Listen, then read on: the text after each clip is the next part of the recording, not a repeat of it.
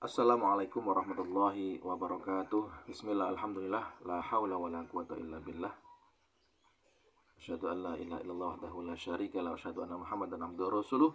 Allahumma shalli ala Muhammad wa ala ali sayyidina Muhammad. Ketika Aisyah tak diberi segelas oleh Rasulullah air putih. Rasulullah SAW adalah seorang suami yang sangat meninggikan kedudukan para istrinya dan amat menghormati mereka. Namun, ketika berselisih, Rasulullah SAW tidak pernah melibatkan emosi.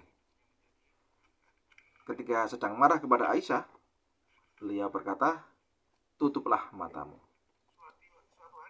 Kemudian, ketika Aisyah menutup matanya dengan perasaan cemas, khawatir dimalai oleh Rasulullah SAW, Rasulullah SAW berkata, "Mendekatlah."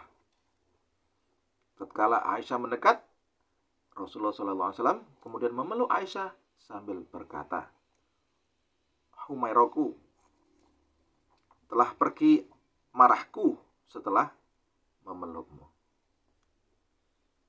Tidak pernah ada kalimat kasar dan menyakitkan dalam rumah tangga Rasulullah SAW. Bahkan beliau biasa memijit hidung Aisyah jika dia marah, sambil berkata, "Wahai Aisyah, bacalah doa. Wahai Tuhanku, Tuhan Muhammad, ampunilah dosa-dosaku. Hilangkanlah kekerasan hatiku dan lindungilah diriku dari fitnah yang menyesatkan." Ini sebagaimana dalam hadis riwayat Ibnu Sunni.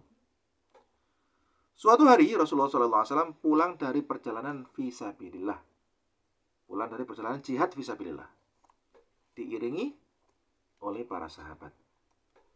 Sementara itu, di pintu gerbang kota Madinah, Aisyah radhiyallahu anha menunggu dengan rasa rindu. Akhirnya Rasulullah SAW tiba di kota Madinah. Aisyah radhiyallahu anha pun bahagia menyambut suami tercinta. Tiba di rumah, Rasulullah SAW beristirahat melepas lelah. Aisyah di belakang rumah sibuk membuat minuman untuk Rasulullah SAW. Lalu minuman itu pun disuguhkan kepada Rasulullah SAW. Beliau Rasulullah meminumnya perlahan hingga hampir menghabiskan minuman tersebut. Tiba-tiba Aisyah berkata, "Ya Rasulullah, biasanya engkau memberikan sebagian minuman kepadaku. Tetapi kenapa pada hari ini engkau tidak berikan gelas itu?" Akhirnya Rasulullah pun diam dan hendak meminum habis air dalam gelas itu. Dan Aisyah bertanya lagi, "Ya Rasulullah, biasanya engkau memberikan sebagian minuman itu padaku. Tetapi kenapa engkau hari ini tidak memberikan gelas itu?"